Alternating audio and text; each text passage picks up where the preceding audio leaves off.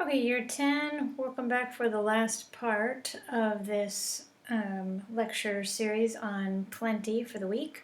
And this last section, we're going to be working together to annotate your poems. So what you're going to need for this part is obviously your copy of the poem. This is just like the one I handed you with the wonky last three stanzas and everything.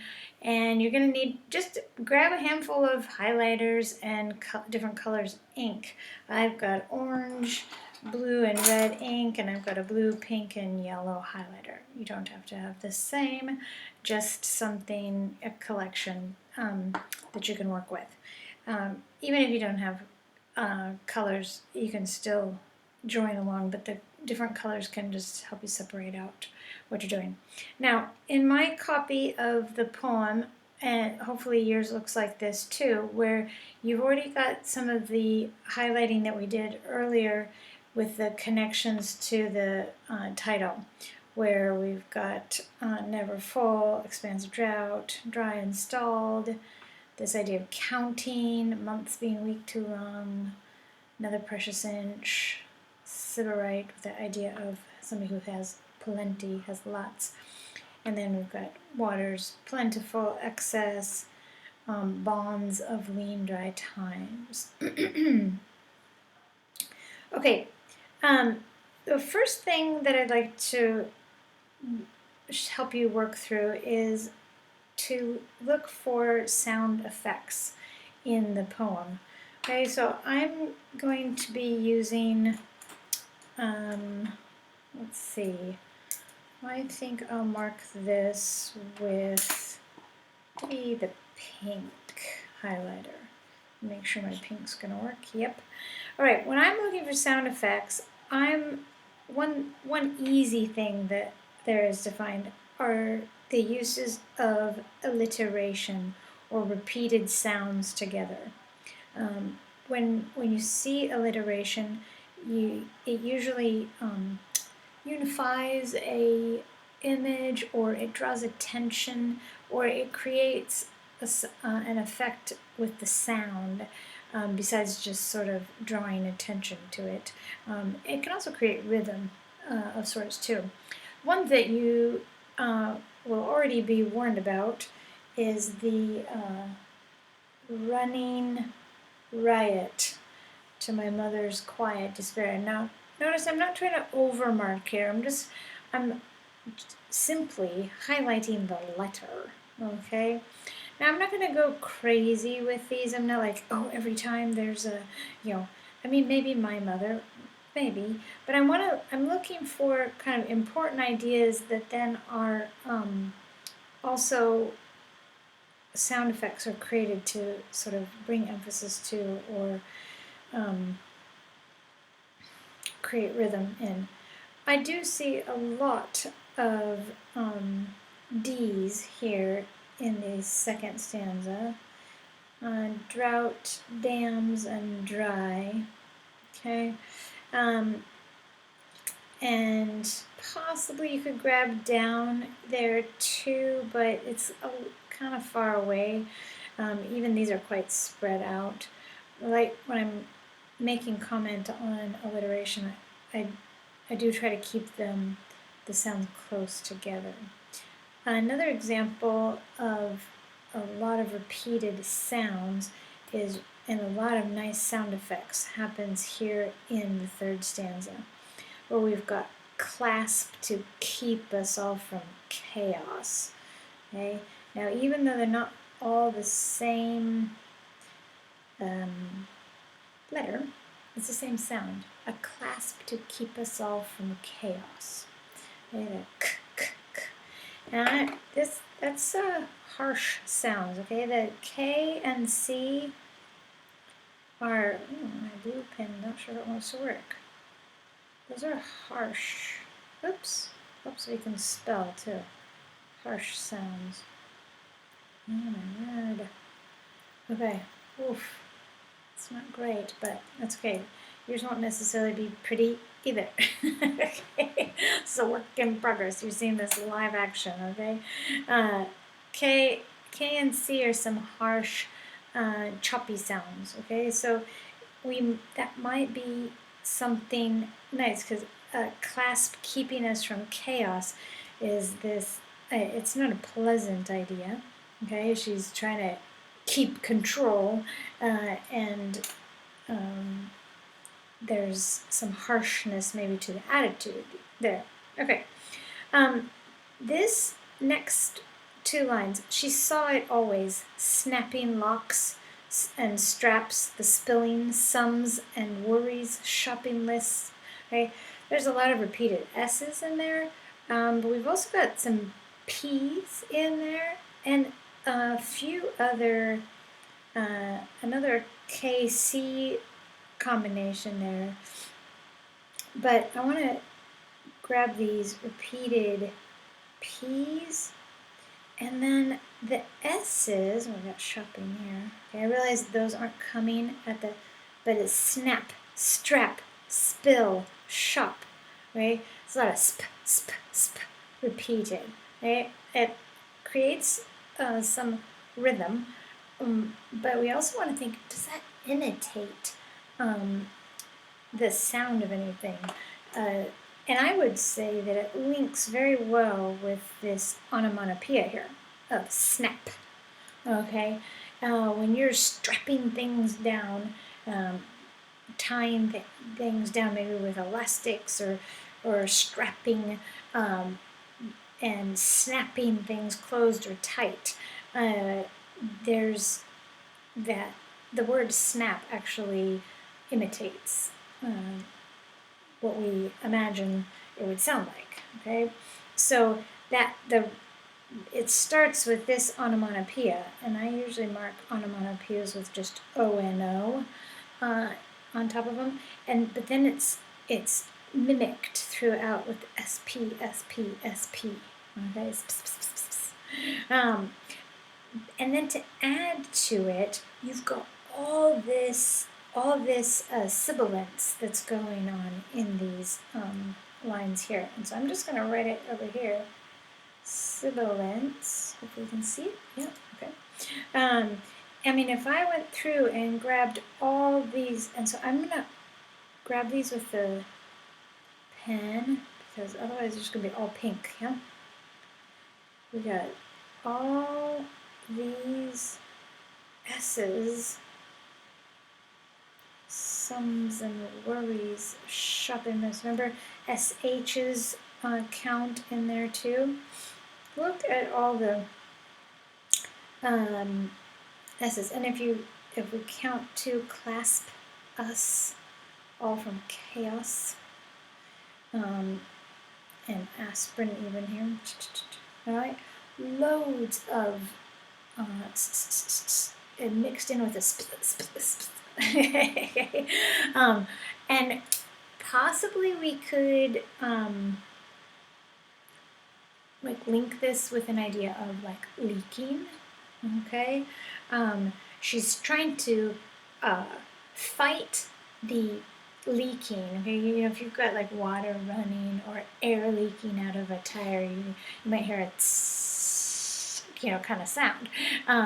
And the mom is fighting the leaking. Okay, and maybe literally the leaking of water when we think about the bathtub motif that's running through this, but also just the leaking of everything, all the supplies, the money, things that are just running, that she's trying to keep control and not lose a precious drop, okay, and yet there's probably a constant sense of linking, wasting, not getting getting as much out of her cash as she can. All right, let's continue on with sound effects, and specifically looking for examples of repeated, and basically we're looking for alliteration here, and consonants. Lots more P's here too. Aspirin, porridge, petrol, bread, even the toilet paper counted. There's a lot of sibilance again in this swiping biscuits. Sibilance.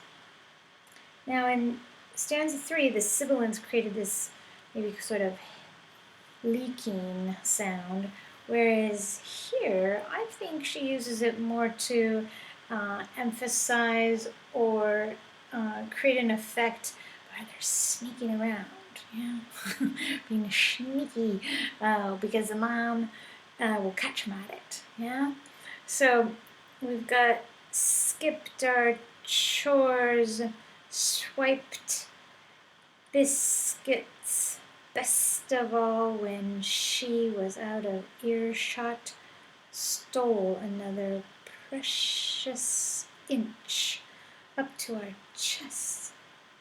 Such lovely sin, and it's a secret, okay?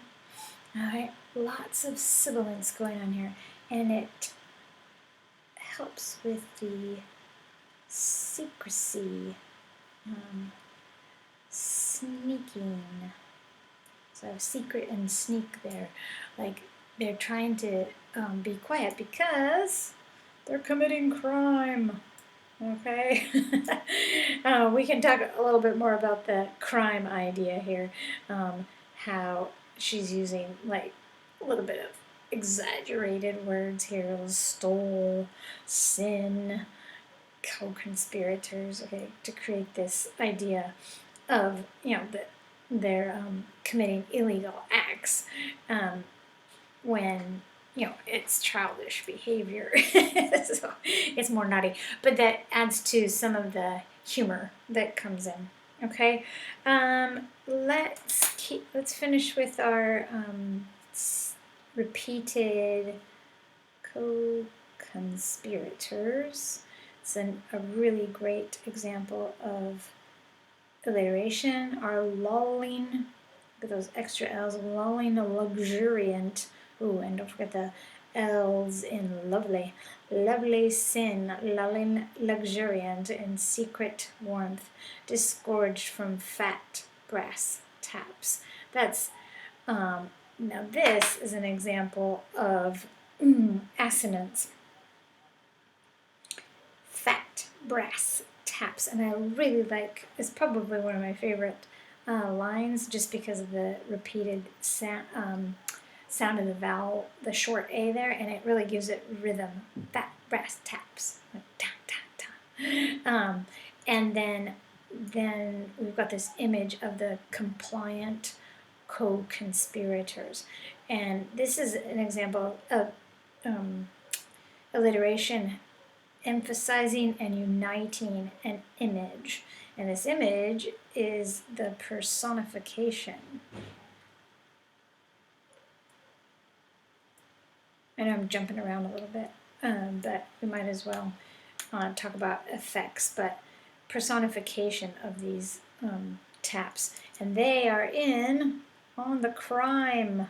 Okay, they're conspiring with the girls to commit this crime of taking extra bath water when they're not meant to.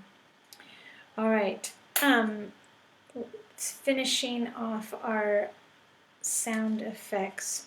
There's plenty of sibilance again here in, I used the blue pen on this before, so I'll keep with that for sibilance.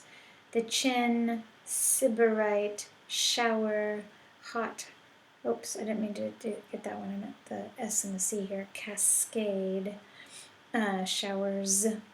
I think I used this when we talked about the sibilance, maybe in the poetry terms video. Lots of sibilance here. Oh, look up bubbles as well. Sibilance. And this is, this sibilance could link with the idea of the running water again. Running water. Okay, this time nobody's trying to control it. Okay, but I also think I'm a sybarite. The shower's a hot cascade. To me, this is like a relaxing use of it helps help create the atmosphere of like the hush, luxuriant, soaking up in the tub image that she's creating here. All right, and then here at the end, we've got scattered sisters, squabbles, and again some sibilants, but it's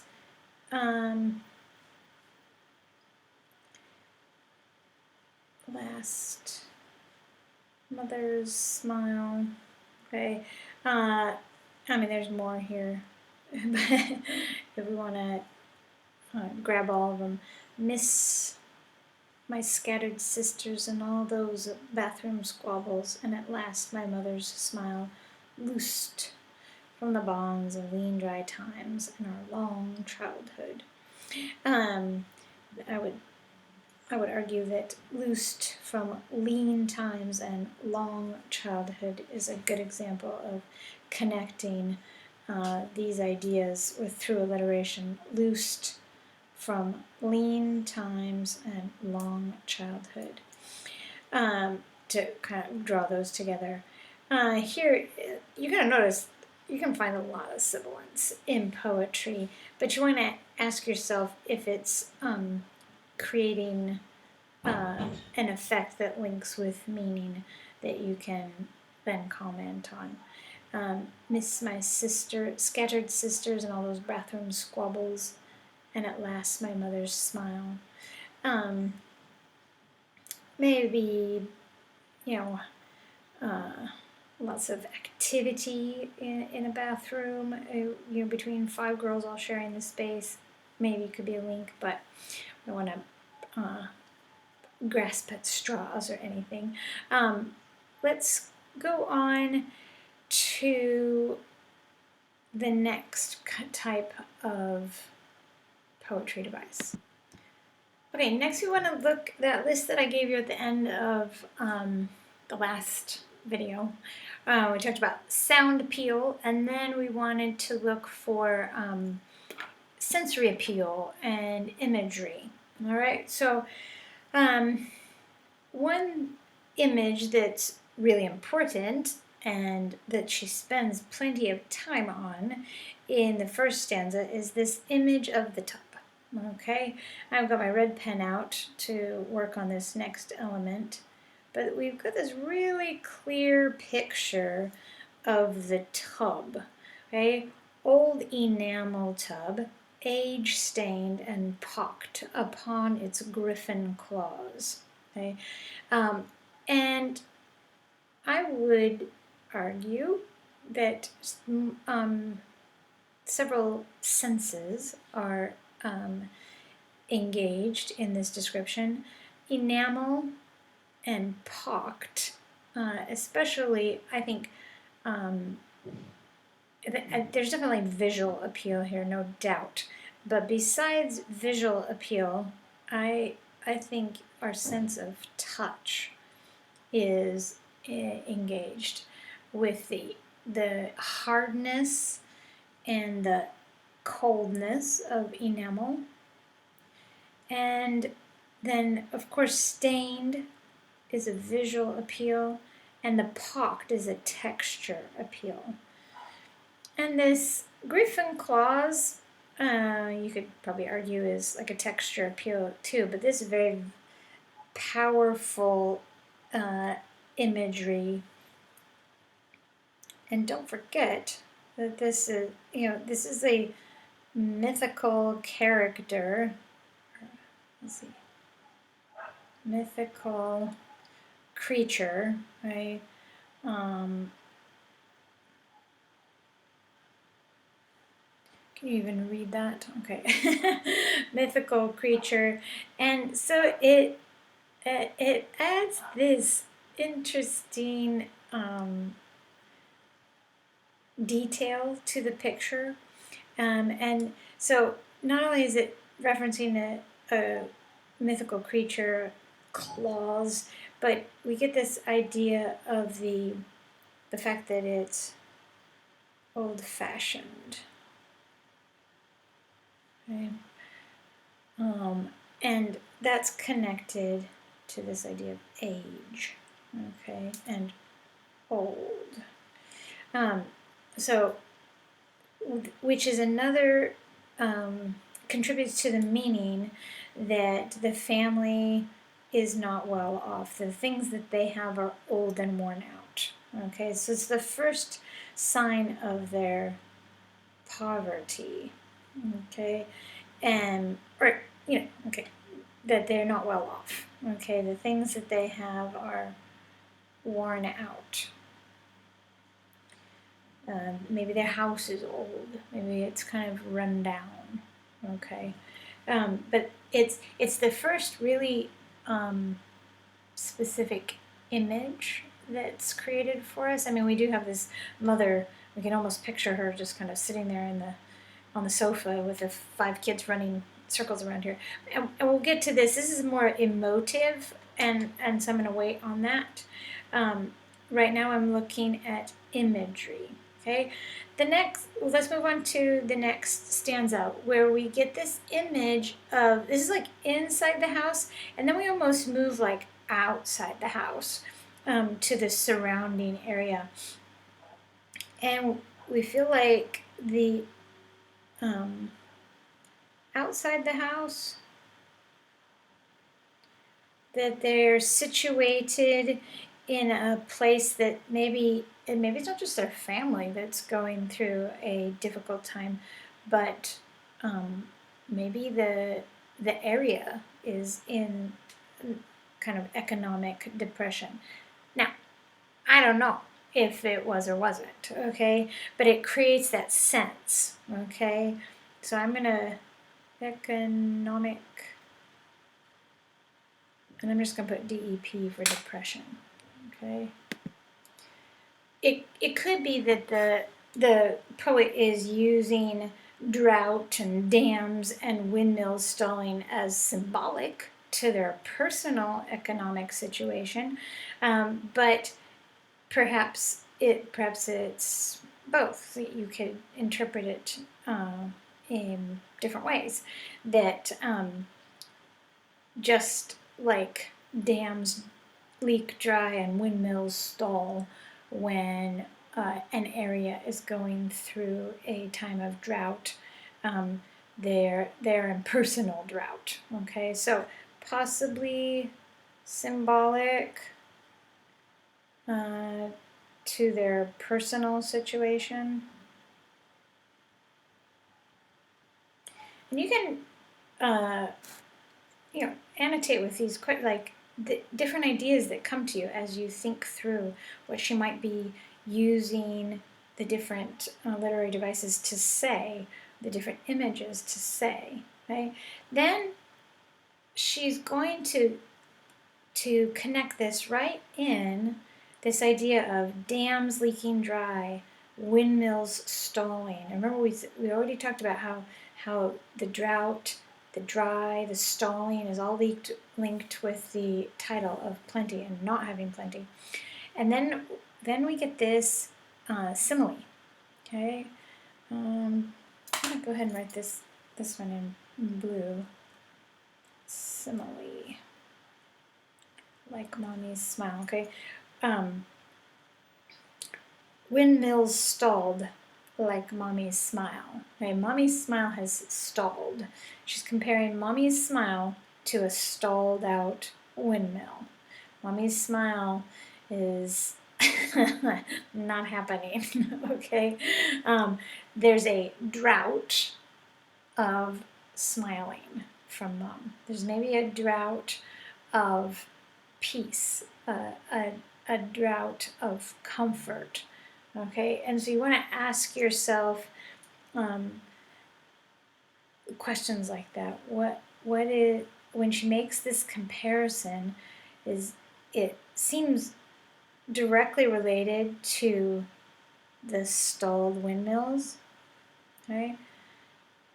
But is it connected even further back with the idea of leaky dams and drought? Okay, so there's this lack of smiles, and we could probably categorize smile in the emotive language category, but it's there's a comparison being drawn, and it goes from this picture of outside to this comparison to her mother's face. Okay, and this is a really strong image too. That I talked about before. This image of her mother's mouth, lips stretched back and anchored down. Okay, I've gone back to my red pen because I'm trying to stick with this for my imagery. Okay, the image here. Remember that word grimace? We're gonna write that here. Grimace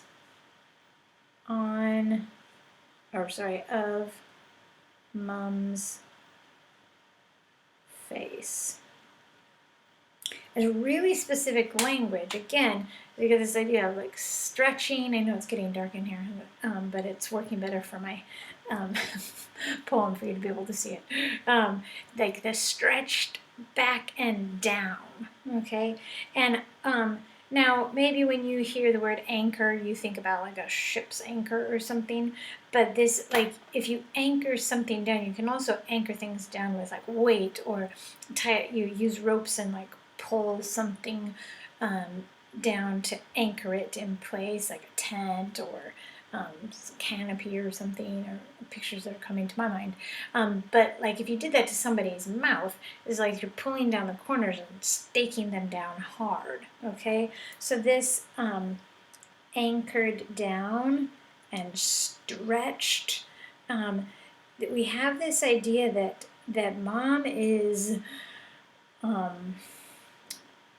herself close to this snapping that's going to happen in the next stanza, okay?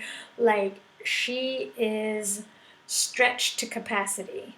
And this is like an emotional capacity, as well as like physically with their resources, she's stretched. I mean, she's literally taking the dollar or the euro that she's trying to make last through each paycheck or pay period.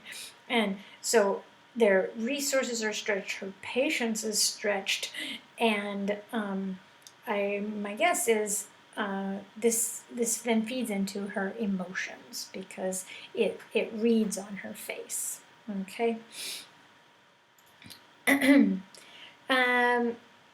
So moving on to, let's add to here like stretched emotions as well. Emotional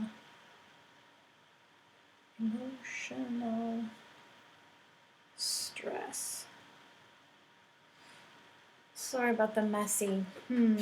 Well, anyway, we'll keep going. Okay. Now we'll hold off on the emotive language for now. Here is another this snapping, locks and straps spilling, sums and words. Great sound effects going on, but the image of all this like locking and pulling things tight and pulling it down, you get the idea like she's locking the children out of things. Okay, so we have like the idea of barriers, limits,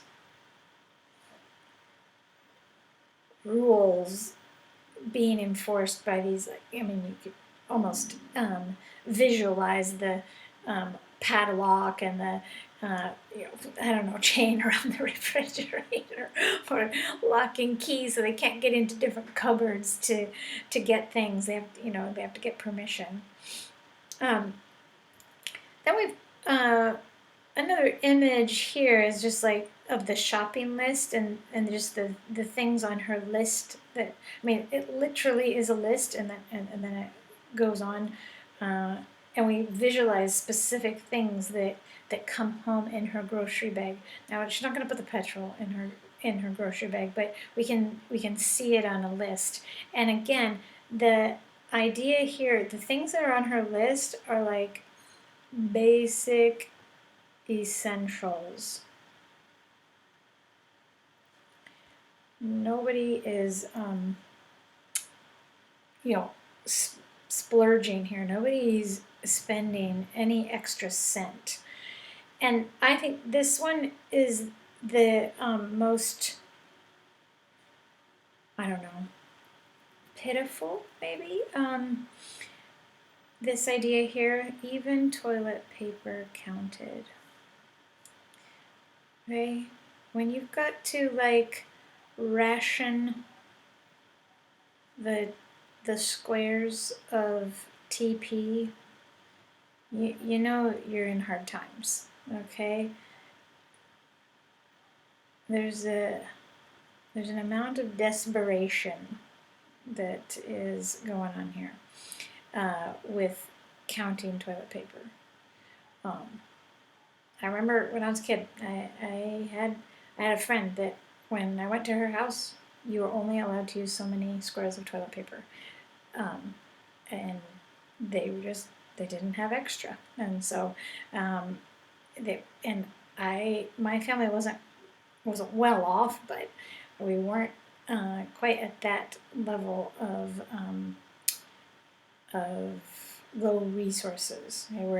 Hey, and especially, I mean, you got 5 girls using or sharing a bathroom. You can imagine, like, the girls can't use more than, you get this much. That's it. All right. It's really speaks to the level that they were limited in their cash flow. Okay. And then this image too of months being weeks too long, okay? Especially weeks, plural. A month is only 4 weeks long, okay? 1 month equals 4 weeks. Even if it's 2 weeks too long, okay? That means that their money only lasts, half a month, okay? That they're only making maybe not even half of what they really need, okay? That their income is low. And then this image here, again, back to the mom's mouth is compared to a lid that's clamped down hard on this.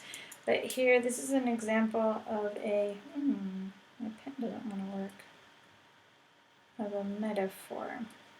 Okay, close. A metaphor. Her mouth is a lid. So just like these snapping locks and straps, it's like something that covers and holds it tight. I don't know if you can see my hands, but like her. And again, it's an image of the mom's mouth. If the mom's mouth, I am not an artist, you guys, but we have it up here. We were told that the mom's lips were stretched back and anchored down. Okay, so we get this like the lips are. Okay, if I'm making a shape here, of her mouth, okay, like this. Do you see that? It's a repeated image here. That looks kind of like a lid might. Okay. On top of, let's say, just some kind of container. Okay, but this idea here is that the family doesn't have enough, and the money that she has to buy the very basics for them to just exist, and the mom is really strict on keeping making sure people don't waste things, making sure things don't get taken, that nobody, gets more than they're supposed to, and that it lasts for the month.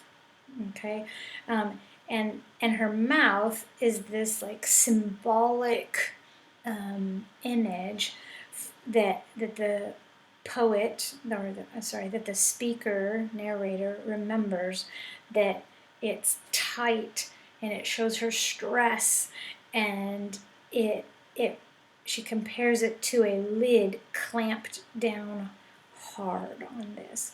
Maybe like, when you metal lids that are on bottles that are like clamped down and difficult to remove. Okay, so this clamp image connects with the locks and the straps. Okay, I don't know if I want to draw big lines here, but there's a connection with the clamp, the lock, the strap, the snap. Okay, everything's locked down because she's trying to keep control. All right. This might be a good time to talk about the emotive language, and then we can go back to imagery. But the emotive language that we find in the first half of the poem, this is going to show up. Yeah, quiet despair.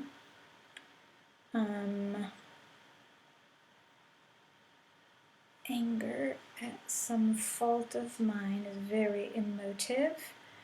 And I don't know how this is going to work, but keep us all from chaos. Okay, it's hard to see the CH in chaos. And I find this word hard to be emotive. Okay, this up here, the first one that I've got, is an example of an oxymoron, but I find it very emotive as well. Okay, despair is usually kind of a strong emotion that we might feel, that you might find someone, loudly expressing. But in this case, it's quiet. Like she's giving up, but she's silent about it. Maybe you could argue that it's not a strong oxymoron. It's at least emotive. Okay. It makes it a real pitiful picture. Or the first thing that we're told about this mom is that she's got kids running riot, okay, to her quiet despair. Like she's outnumbered, and it's getting her down. Okay, like there's not much. This lady sounds like she's given up, but we know she hasn't given up because, wow, we see her really fighting here. Okay, and the emotions that come out seem to the narrator to be anger at some fault. And this is I talked about this before. This is like a misconception that the little girl reads the stress in the mom as anger, and she interprets it that it's somehow her fault. Okay, misconception or misinterpretation. I have a hard time writing and talking at the same time. Okay, but a lot of times kids will think that things that are going wrong in the house, somehow it's their fault. Okay, even big things that are completely out of their control can feel like their fault.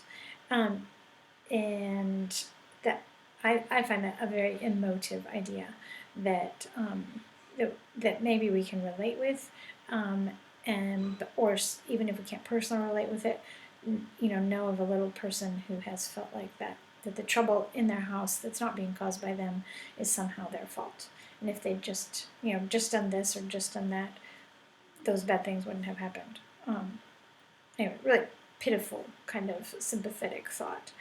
And this idea, keep us all from chaos, it's a clasp to keep us all from chaos. We already talked about the sound effects of it, but it's also the idea that they're on the very edge of not making it, and the mom knows it. Okay, that it's chaotic in for her. Not just these kids running riot is chaos, but again, the emotional, financial chaos that she's trying to keep them from. And then I think this clamped hard has to do with this look on her face up here, lips stretched back, anchored down in anger. Okay, this is an angry, stressed look that the mom has on her face. And I think it's on the mom's face a lot. Okay, it's just like how the mom looked. Okay, because she's going to circle back to it down here. Her smile is loosed from the bonds. Okay, so it's the lean, dry times. Okay, that's referring to their financial situation, and that those lean, dry times and the time frame of the kids all being small, and there being 5 of them, was a long period of time. Okay, and those were like it was like bonds. Like, so if you think of somebody who's like in like handcuffs or restraints or tied down or tied up or kept in somehow not free. Okay, that's what the idea of bonds are. So we've got this really emotive and imagery rich idea of the mom's smile was a captive. It was again tied, and in this case tied down, because she talks about how, you know, that again that shape of her mouth being anchored down, and then when she's freed from the hard financial times and the children grow up, this smile is loosed, and all of a sudden it can turn into, you know, this shape instead. Again, not an artist, but the image here is that the frown is freed to become a smile. Okay, and there's the link here. It's emotive and it's imagery rich. Okay, so I'm gonna, the smile is loosed. Now, and I find bonds to be quite emotive too. All right, I know I'm skipping all over the place, but I'm trying to keep ideas together and yet work through it. Here we've got the building of the sort of crimes. Make sure this is in the camera. The crimes go from skipping chores to swiping biscuits to stealing water. Okay, and we see a progression, I think, here. Okay, I'm going to turn this. Whoa, okay. Progression of, like, I don't know, seriousness of their crimes. Okay. Because skipping, just not doing something that they're supposed to do, you know, to swiping. Okay, swiping is definitely a softer word for stealing. Okay, to swipe something is like the worth is not as much. So it makes this inch of water something maybe the mom, you know, harped on a lot, got you know, there was a stricter rule or more strictly watched than the biscuits. Hard to know. But then, and it goes from like skipping to swiping to stealing to sin. Okay? And this is quite, you know, a serious word, because usually when we think of sin, we're thinking of something evil or wicked, where these skipping chores and swiping biscuits sound more innocent, or, you know, like not as serious. Okay, and this whole idea of stealing makes the kids criminals. And here we definitely, I'm going to kind of bracket this a little bit. The tone is a little, this is, if I'm going to say, when the tone sounds playful, it's definitely here. And she's she's using a little bit of hyperbole or exaggeration to get the point across that. I mean, we think about it, we're like, oh my word, they took one extra cookie, or oh my word, it was only an inch of water. But for them, I mean, she's trying to get across the point that times were tough, and so yes, it was seen as a crime, but she's also, kind of playfully making light of it, especially when she gets to this part near the end of the 6th stanza where she calls the fat brass taps their compliant co-conspirators. Okay, again, that the fat brass taps have joined them in their crime, and it's the taps and the kids. Everyone's against poor old mom. Okay, she's the law, and they are the poor, lawless citizens who are being, kept from things that would make them comfortable or that they want to enjoy. And even her, I would say, this lulling, luxuriant, and secret warmth, the exaggeration there too. Yet it's sympathetic. I mean, all she wants is an extra inch, and to her it seems like heaven. Okay, and we think, wow, an extra inch, is that really that great? But I think she's trying to show us that in her perspective as a child who came from a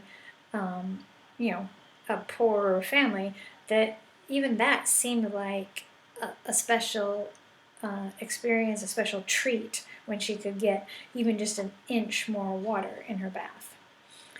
Okay, and then that, of course, this pitiful little picture of a child just wanting, an extra inch in her bathtub is then contrasted to bubbles lapped my chin. Okay, and this connection between chest and chin.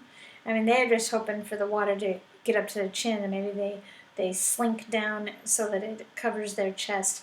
But here, as an adult, someone who can afford plenty of water and bubble bath and hot showers and long hot showers, that she appreciated it here. It seemed like a luxury, and now as an adult who grew up this way, she doesn't take these things for granted necessarily. They still feel like luxury, and maybe this use of the word sybarite to describe herself now is maybe even a little bit of exaggeration. Like, wow, how far I've come. Okay, she might not be someone who is like completely devoted to luxury, but maybe in comparison. Okay, so we have this comparison or contrast to how she grew up, but how she grew up has shaped her perspective of these things now. Okay, make sure you've got the shift or the volta marked here, because this is where we go from child perspective to adult perspective, and it helps this pivot turn point where we see this contrast between what she saw as luxury as a child and what she sees as luxury now as an adult. Okay, definitely her life is more plentiful as an adult. She can run the water. She can leave the heating on. When she calls the shower a cascade, I mean, you think like, waterfall. Okay. Oh, I'm going to close up my A there. She's comparing her shower to a hot waterfall. Okay? And that has the idea of continuous flow of water. And so you got like the heat's on, the water's running. Not only is her bath water up to her chin, she's got bubbles. Yeah, she's got bubble baths. So this is a picture of luxury. Right? Just soaking in the tub, standing under the hot shower, and I'm imagining that this heating is in the bathroom. Okay, lots of. I mean, it's the extended metaphor from the very beginning. She compares, her baths as a child to her bathroom now as an adult. And then she goes back to the squabbles in the bathroom with her sisters. If you can imagine 5 sisters all sharing the same bathroom throughout their childhood, I'm sure they're very clear images in her head, bathroom squabbles. But it's interesting how the imagery circles around the mom's facial expressions and these images from the bathroom and bath showers. Okay, this video has gone on quite a long time, and we haven't really looked at the enjambment or caesura, but I think we need to probably call it time. Just trying to see if there's anything else that I want to mark that would go with imagery before we turn this off. I think there's a lot of sensory appeal here. Sensory appeal, loads of sensory appeal. The bubbles are sensory appeal, the hot cascade, and the heating, as already marked. That when you're creating an image of luxury, you're definitely going to be appealing to the senses, and here it's all touch. For me, the shower, bubbles, bath, heat, it's all related to her sense of touch. And yeah, I think we've caught most of the well, I guess this here real quick. We've got the personification here, but imagery is kind of a pitiful little image here of the little girl finding this extra inch of water to be luxuriant, but it's still a strong image of the little girl enjoying the warmth of the bath. And this fat brass taps, lovely sound effects going on, but also a strong image here too that are the co-conspirators. We can see these taps, and it's a pair of them, and they are partners in crime with the girls. Okay, and notice how it uses the word "our," so it means that not just the poet did this. No doubt, we're talking about like little kids, and if they're a family that doesn't have a lot of money, probably they had to share baths. So you've seen kids, you put 2 or 3 of them in the bathtub at a time and get them washed up.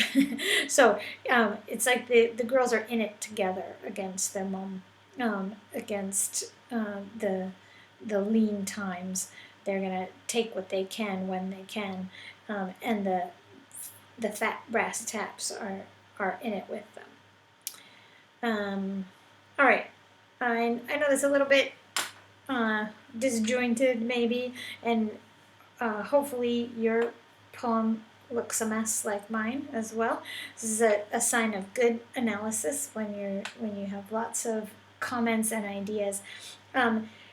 Now, some of these I've just talked about the effects and haven't written everything down. When you're annotating and studying out the poem, you want to be writing down little ideas, not just the names of the